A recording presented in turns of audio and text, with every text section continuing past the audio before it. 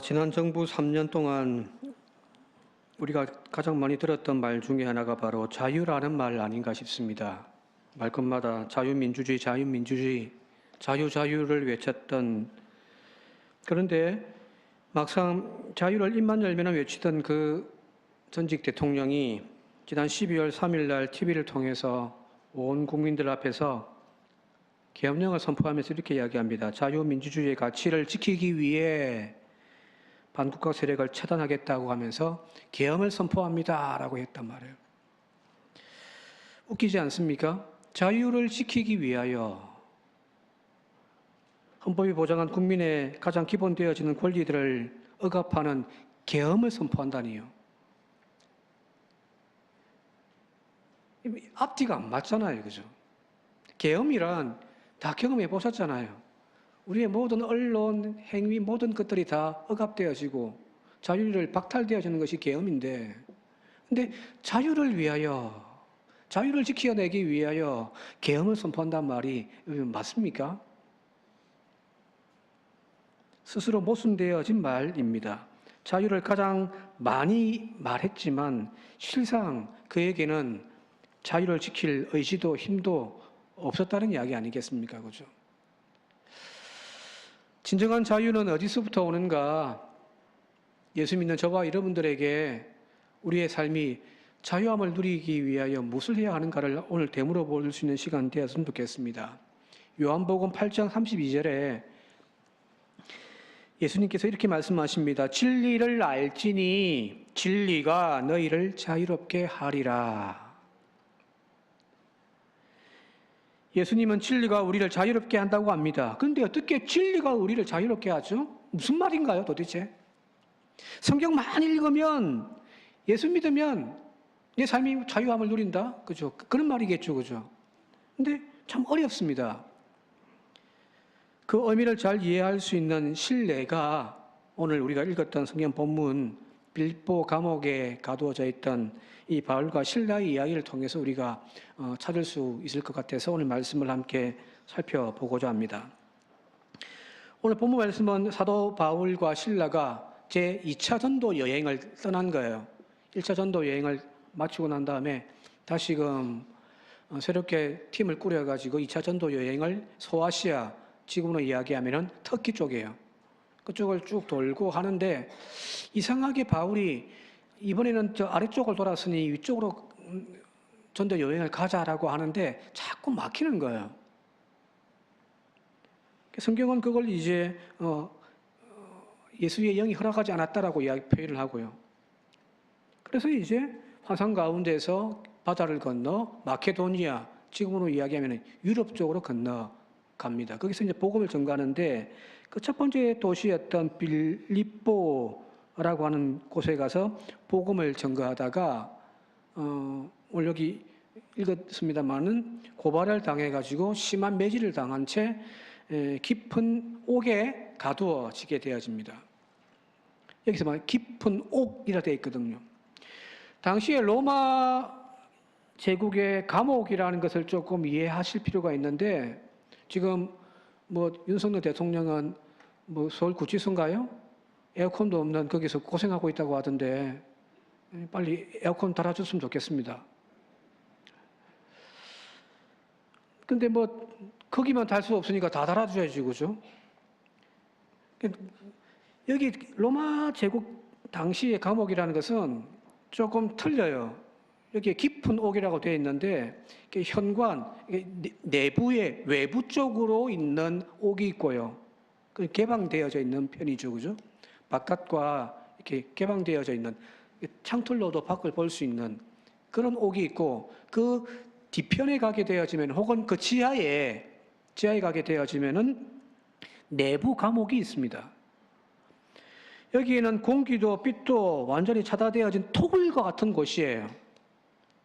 실제로 성지순례 같은데 이렇게 소아시아 쪽에 가보면은 저도 아직 안 가봤습니다만은 사진이나 이렇게 영상을 보게 되어지니까 감옥이 있는데 이 바닥에 구멍이 하나 이렇게 뚫뚫 뚫려 있습니다. 그러면서 뭐라고 이야기하면 한번 밑을 보라고 하는데 거기 보면은 이제 그런 토굴 같은 게 있어요. 거기가 감옥이래요. 빛도 거의 들어오지 않고 외부와 차단되어져 있는, 말 그대로 진짜 한 점 빛도 어둠도 절망 모든 것이 탁 다스리고 있는 공간, 그게 깊은 옥이거든요. 자, 여기 더군다나 그 깊은 옥에 가두어져 있지만 그들의 발에 또한 착고가 차여져 있더라는 겁니다. 족쇄죠, 그죠? 움직일 수 없도록. 쇠고랑이 아니에요. 우리 개목줄처럼 이렇게 끈이 달려있는, 쇠줄이 달려있는 그 쇠고랑이 아니라 족쇄예요. 우리 뭐 옛날 목에 칼을 찬다라고 하잖아요. 그죠? 그것처럼 발에도 그걸 차고 있는 거예요. 그러니 움직일 수도 없는 겁니다. 깊은 옥, 착고, 이 모두가 바로 바울과 실라에게 완전한 자유가 박탈되어져 있다는 것을 보여주는 하나의 장치들이죠. 그죠? 외부와 단절되어져 있는, 겨우빛 한 줄이 탁 들어오는 조그마한 구멍이 있는 어둠에, 절망에, 거기에다가 움직일 수 없도록 발에 착고를 차고 있으니 완전한 자유를 박탈되어진 상태입니다. 자, 바울의 심정이 어땠을까요? 지금 이 상황에. 앞서도 말씀드렸습니다만 소아시아 여정 가운데 길이 막히고 환상 가운데 마케도니아 사람이 등장해서 건너가서 우리를 도우라고 하는 그 환상 가운데 온 땅이거든요. 그 7절부터 한번 보도록 할게요.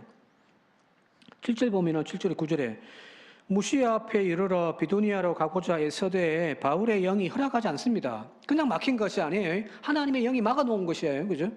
그 다음에 밤의 환상 가운데 바울에게 마케도니아 사람 하나가 서서 그에게 청하여 이르되 마케도니아로 건너오시오. 우리를 좀 도와주시오. 라고 하는 환상을 본 거예요.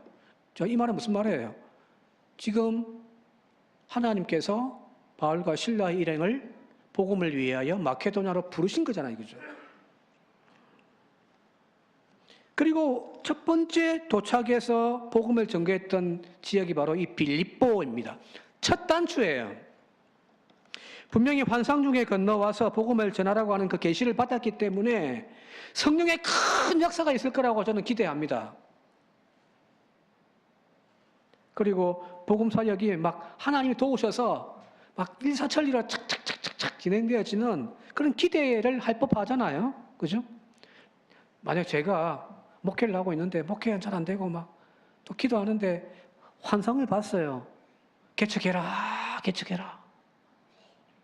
그러면 저는 막 개척할 거 아니에요, 그죠? 그 개척할 때 당시에 마음가짐이 어떻겠습니까?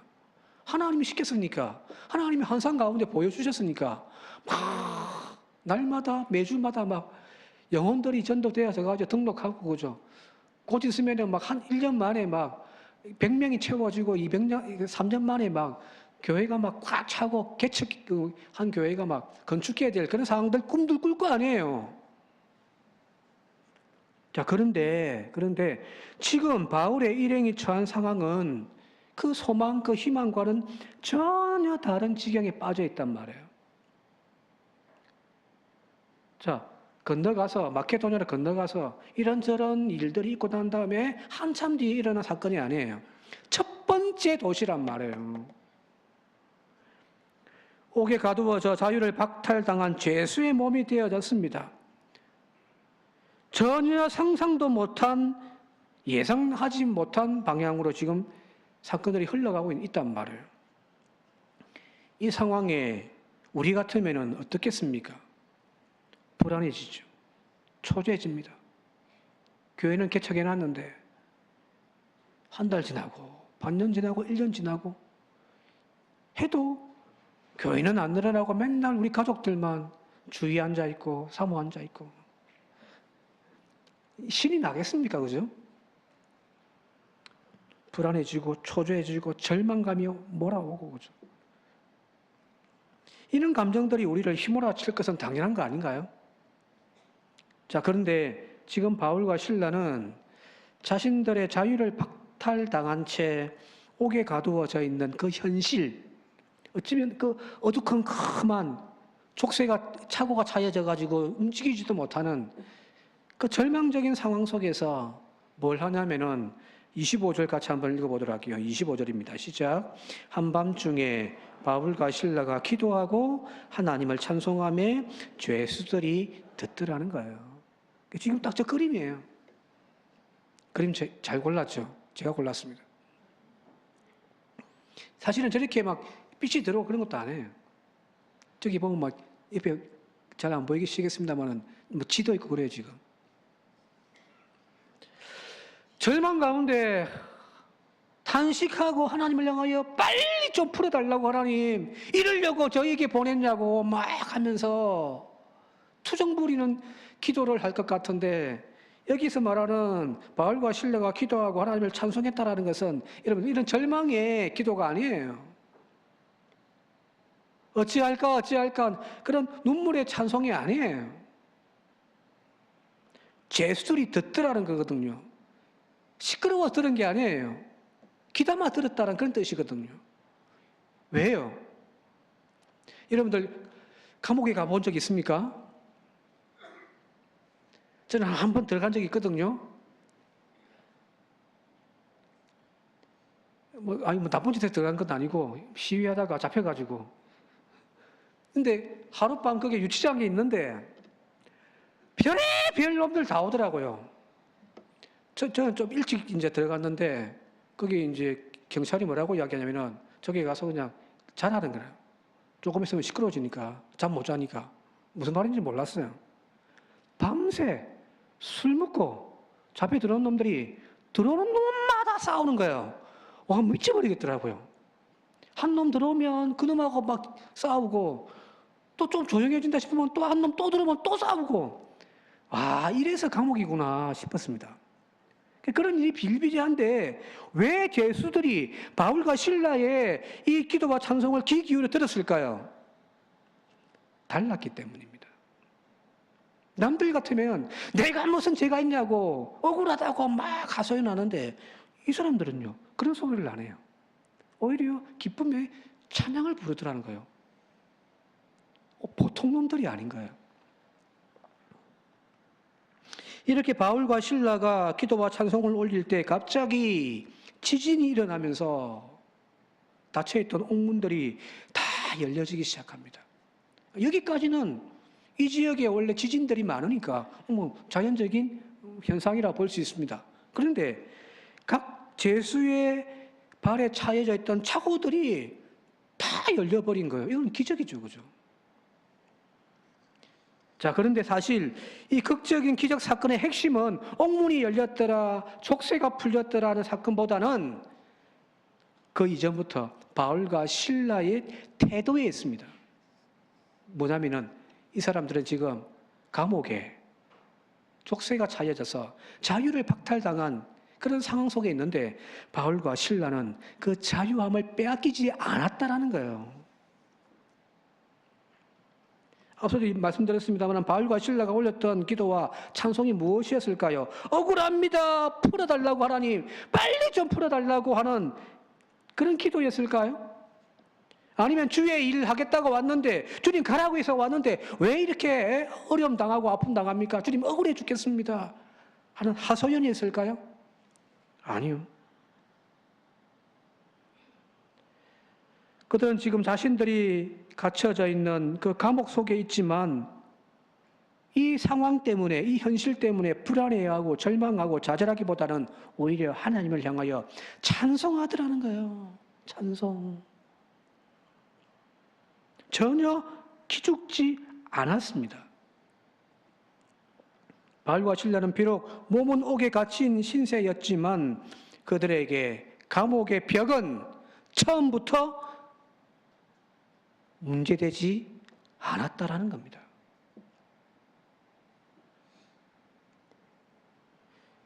에이, 그 목사님 생각이시고요 라고 이야기할 수도 있죠, 그죠? 그런데 이 옥문이 열려지고, 그죠? 막 지진이 나가지고 옥문들이 다 열려져 버렸습니다. 차고 있던 차고나 족쇄들이 다 막 갑자기 풀려지더니 다른 죄수들은 지금 다 도망가 버렸어요. 그죠? 그래서 그 광경을 지켜봤던 간수가 자결을 하려고 칼을 탁 빼드는 순간 소리가 들려요. 28절이에요. 같이 한번 읽어볼게요. 28절 시작.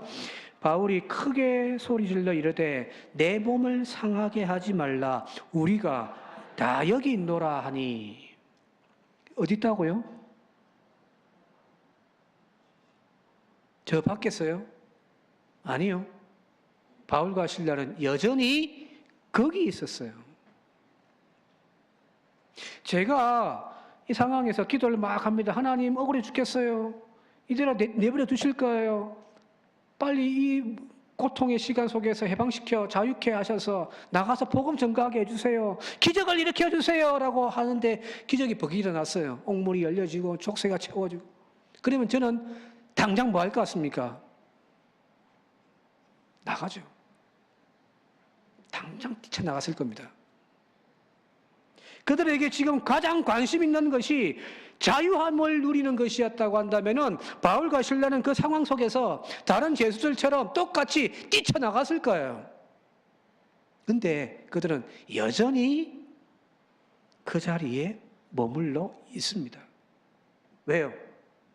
바울과 실라에게는 옥문이 열려있던, 옥문이 닫혀있던, 자신들의 발에 족쇄가 채워있던, 풀려져 있던, 혹은 감옥 안에 있던, 감옥 밖에 있던 이 사람들에게는 아무런 상관이 없었다는 이야기예요. 왜요? 그들은 자유하에 있거든. 이것이 바로 진리가 너희를 자유케 한다는 말씀의 의미 아니겠습니까?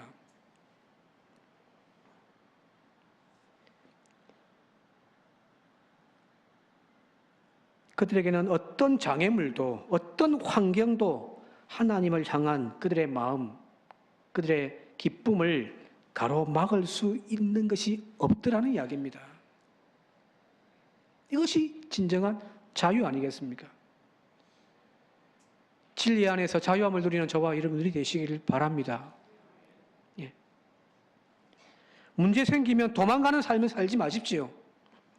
하나님을 향하여 이 문제 고쳐달라고, 해결해달라고, 기적을 일으켜달라고 기도하기보다는 먼저 여러분들 그 주어져 있는 고통스러운 현실 앞에 회피하기보다는 그 속에서 자유함을 누리는 저와 여러분들 되시길 바랍니다.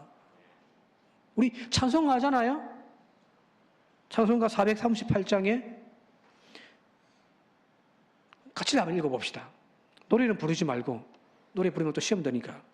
1절, 3절 앞부분 같이 한번 읽어볼게요. 시작.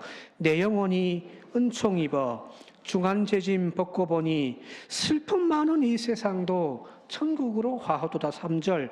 높은 산이 거친 들이 초막이나 궁궐이나 내 주 예수 모신 곳이 그 어디나 하늘나라는 거예요. 이것이 복음 아닌가요? 지옥 같은 내 현실을 하나님 바꾸어 달라고, 고통스러운 내 지금의 상황을 하나님 역전시켜 달라고, 그래야 천국이 임하는 것이 아니에요. 그거는 상황 따라서 늘 흔들리는 우리의 믿음일 뿐이지. 천국은 사실 저 밖에 있는 것도 어떤 상황도 아니에요. 천국은 바로 내 안에 존재하는 것임을 믿습니다. 그래서 마태복음 13장에 예수님께서 천국은 마치 밭에 감추인 보화 같으니 그것을 발견한 후에 숨겨두고 기뻐하며 돌아가서 자기의 모든 소유를 팔아 그 밭을 사는 것이다. 또 천국은 마치 좋은 진주를 구하는 장사와 같으니 극히 값진 진주 하나를 발견함에 가서 자기 소유를 다 팔아 그 진주를 사는 것이다. 여러분들, 여기에서 주님이 우리에게 말씀하고 있잖아요. 천국은, 또 조금 바꿔서 이야기하면 행복이란 발견되는 것이지 발명되는 것이 아니라는 거예요. 여기 발견한 후 그죠? 마치 우리는 더 나은 행복을 위하여 오늘도 열심히 땀을 흘려 행복을 만드는 사람처럼 우리 살아가고 있잖아요. 왜 그렇게 열심히 공부해? 예, 앞으로 더 행복한 인생을 살기 위해서요. 왜 그렇게 열심히 살아? 더 나은 삶을 살기 위해서요. 우리는 행복을 만드는 일을 하며 살아가고 있단 말이에요. 그래서 더 높이. 그러나 행복은, 다르게 표현하면 천국은 만들어지는 것이 아니에요. 지금 내 안에 있는 그것을 발견하는 겁니다. 교회, 더 좋은 교회 없습니다.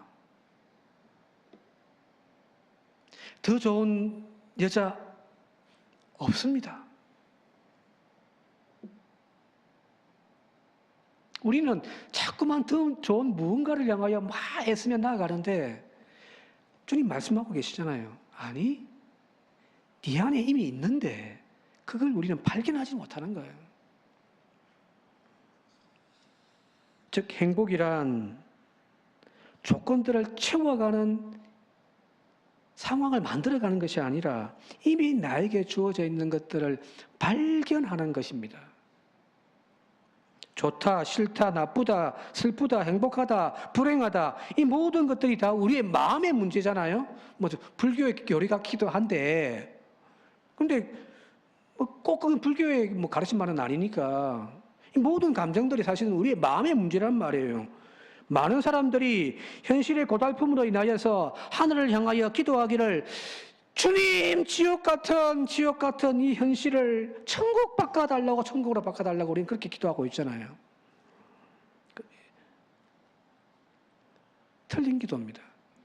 주님이 원하시는 기도는 우리의 눈들이 열려져 지금 이 지옥같이 여기시는 현실 속에서도 하나님의 나라가, 천국이 임하였음을 발견하라는 거예요.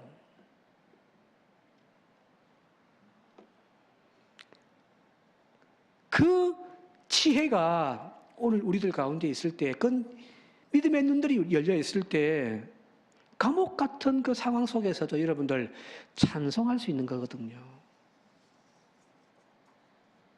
이 믿음의 눈이 열려지지 않은 사람을 갖다 놓고 천국 갖다 놓아 보십시오. 처음에는 와, 좋다 하겠죠, 그죠? 그러나 나중에는 그 천국도 지옥이 될걸요. 날마다 불평하고, 하나님 왜 이렇게 눈부셔요?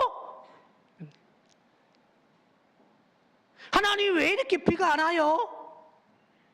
왜 이렇게 365일 밤도 없고 맨날 낮이에요? 맨날 이럴걸요? 상황과 형편이 아니에요. 그 믿음의 눈이 열려지는 겁니다. 그래서 그 진리가 우리를 자유케 하는 겁니다. 그 자유함을 누린 사람은 바울처럼 감옥에 갖다 넣어놔도요, 못 살겠다, 죽겠다, 지금 윤석열 보면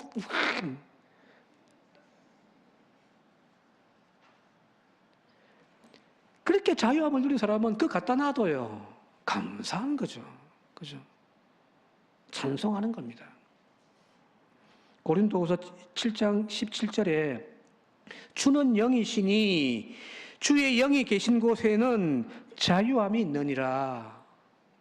주의 영이 계신 곳에는 자유함이 있느니라. 삐뚤어지고 병든 우리의 마음과 생각을 성령께서, 하나님의 영이 오셔서 강하게 붙들어 주시고 인쳐 주시고 우리 어리석음의 눈을 밝혀 주실 때에, 그때부터 여러분들 어떻게 되어지냐면은 지옥 같은 현실이, 우리의 가정이, 우리 직장이, 교회가, 이 사회가 천국처럼 보여지는 은혜가 이루어질 줄 믿습니다. 그 은혜를 누리는 저와 여러분들 되시길 바랍니다. 따라서 여러분들, 복음이란 예수 믿는 것이란 자유함을 누리는 거예요. 자유함을. 복음은 이 땅의 죄와 현실 속에 노예로 살아가고 있던, 절망하며 살아가는 우리를 자유케 하심을 통하는 하나님의 은총입니다. 예수 믿는 사람들의 특징이 바로 이거예요. 교회 나온다고 예수 믿는 것이 아니라 내 안에 그 자유함이 있는 거예요. 진리가, 그 복음이 내 안에 들어와서 어떤 것에 던져 놓더라도 그곳에서 날마다 천국을 누리며 사는 인생, 그게 복음 아닌가요? 그죠? 이 자유함을 누리는 저와 여러분들 되시길 바랍니다. 오늘 본문 앞에 우리가 읽었습니다마는 사도 바울과 실라가 감옥에 갇힌 이유가 밝혀져 있단 말이에요. 자, 이들이 빌립보에 갔는데 거기에 가니까 유명한 귀신 들린 여자아이가 하나 있더라는 거예요. 귀신이 들려가지고 점을 기똥차게 칩니다. 사람들이 이 여아이에게 찾아와가지고 점을 치는데 너무너무 잘 맞추니까 막 복채를 엄청나게 갖다 바치는 거예요. 자, 근데 이 여자아이는 노예예요. 주인이 있더라는 거예요. 이 귀신 들린 여자아이 종 때문에 이 주인은 돈벌이가 막 짭짤합니다. 그러다 보니 이 주인은 이 여종을 바라볼 때에 그냥 한 인간으로 대하는 것이 아니죠. 그죠? 귀신 들린 것이 그게 행복한 일입니까? 귀신의 얽매여 사는 거잖아요. 모든 감정, 생각을 다 빼앗겨 산단 말이에요. 그런데 이 주인들은 이 여종을 인간처럼 대하지 않습니다. 그냥 돈벌이 수단으로만 생각하는 거죠. 그녀가 귀신 때문에 얼마나 고통스러운 삶을 살고 있는지, 자신의 자유와 행복을 뺏긴 채 고통받고 살고 있는지에 대한 문제는 전혀 관심 없습니다. 그냥 돈만 많이 벌어다 주면 되는 거예요. 귀신이 기똥차게 잘 맞춰가지고 점만 잘 치면 되는 거예요. 그런데 이 바울이 이 여자아이에게서 귀신을 쫓아버린 거예요. 18절에 보게 되어지니까 예수 그리스도의 이름으로 내가 네게 명하노니 네게서 나오라고 해버렸더니 예수 그리스도의 이름으로 귀신이 쫓겨 나가버린 거예요. 자, 사도 바울은 예수 그리스도의 이름으로 이 여종에게 자유함을 준 거죠. 그죠? 그러나 이 일을 보고 이 여자아이의 소유주였던 주인은 격분하는 거예요. 왜? 귀신이 떠나버리니까 점을 못 치네요. 그때부터는 돈벌이가 안 되네요. 그래서 지금 바울 일행을 고발시켜버린 거잖아요. 그죠?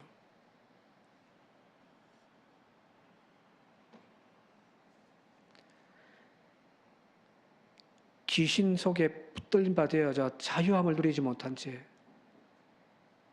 점만 치며 돈벌이 수단으로만 취급당하며 살아왔던 그 여자아이, 그 여자에게 예수 그리스도의 이름으로 바울은 자유함을 준 거예요. 이게 복음이고 이게 구원이죠. 그죠? 바울과 실라가 이 일 때문에 지금 매를 맞고 감옥에 지금 가두어져 있는 겁니다. 원망하고 불평하겠습니까? 왜 이런 고통을 나에게 주냐고 예수님께 따졌겠습니까? 아닐걸요. 죄와 귀신의 굴레에 사로잡혔던, 그래서 인간의 모든 존엄성을 다 빼앗긴 채 살고 있던 가엾은 그 여종에게 예수의 이름으로 자유함을 준 그 은총으로 말미암아 기쁨이 넘치지 않았겠습니까? 이것이 바로 여러분들 복음의 능력입니다.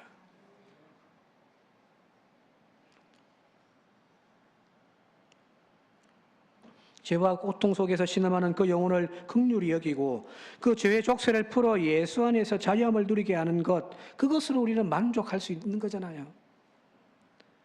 그것을 위해서라면 예수님처럼 십자가에 달려 고난당한다 할지라도 그 길을 외면하지 아니하고 기쁨으로 감당하는 사람, 바로 그 사람들이 복음의 사람들입니다. 바로 그렇게 당당하게 살아가는 그 사람들을 향하여 세상 사람들은 어떻게 하냐면은 우리에게 이렇게 물을 거예요. 16장 30절, 31절 같이 한번 읽어보도록 할게요. 시작. 그들이 데리고 나가 이르되 선생님이들이여 내가 어떻게 하여야 구원을 받으리까 하거늘 이르되 주 예수를 믿으라 그리하면 너와 내 집이 구원을 받으리라. 자, 바울이 먼저 그 간수에게 예수 믿으세요, 예수 믿으세요 안 했습니다. 간수가 먼저 바울 앞에 와가지고 엎드리면서 선생님, 내가 어떻게 하여야 구원을 받을 수 있을까요? 간수는 왜 바울에게 이 구원의 문제를 물었을까요? 바로 바울의 일행의 모습에서 구원받은 자의 능력을 발견했기 때문입니다. 예? 단순하게 지진이 일어나고 옥문이 열려지는 기적 때문이 아니에요. 진리 안에서 자유한 그 바울의 당당한 모습, 그 모습이 간수로 하여금 어떻게 하면 내가 구원받을 수 있을까라고 엎드리게 만들었다는 이야기거든요. 여러분, 이것이 바로 초대교회의 교인들의 모습이었습니다. 잘 히브리서 11장에 또 어떤 이들은 더 좋은 부활을 얻고자 하여 심한 고문을 받되 구차히 풀려나기를 원하지 아니하며, 또 어떤 이들은 조롱과 채찍질뿐 아니라 결박과 옥에 갇히는 시련도 받으며 돌로 치는 것과 토부라케 하는 것과 시험과 칼로 죽임을 당하고 양과 염소의 가죽을 입고 유리하여 궁핍과 환난과 학대를 받았는데 그들은 그걸 외면하지 않더라는 거예요. 왜요? 복음의 생명이 자기들 안에 있거든. 자유함이 그들 가운데 있거든요. 이런 사람들을 세상이 감당할 수가 없는 겁니다. 오늘 이 복음의 능력이, 이 복음의 자유함이 저와 여러분들 가운데 다시 한국 교회 가운데 회복되기를 바랍니다. 교회가 밖에 나가서 예수 믿으라고 떠들기는 엄청 시리 떠드는데 사람들이 귀를 기울이지 않습니다. 왜요? 니나 잘 믿으세요라고 합니다. 왜 그런 소리를 납니까? 이미 우리들부터가 예수 믿으라고 복음 전가하는 우리들부터가 자유함이 없잖아요.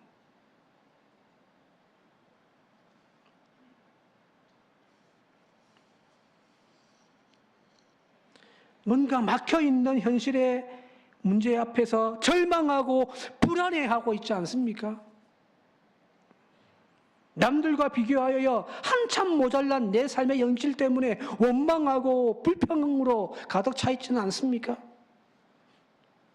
즉 현실의 문제에 얽매여 살면서 자유함을 누리지 못한 채 살면서 뭘 나가가지고 예수 믿으라고 떠들어대고 있습니까?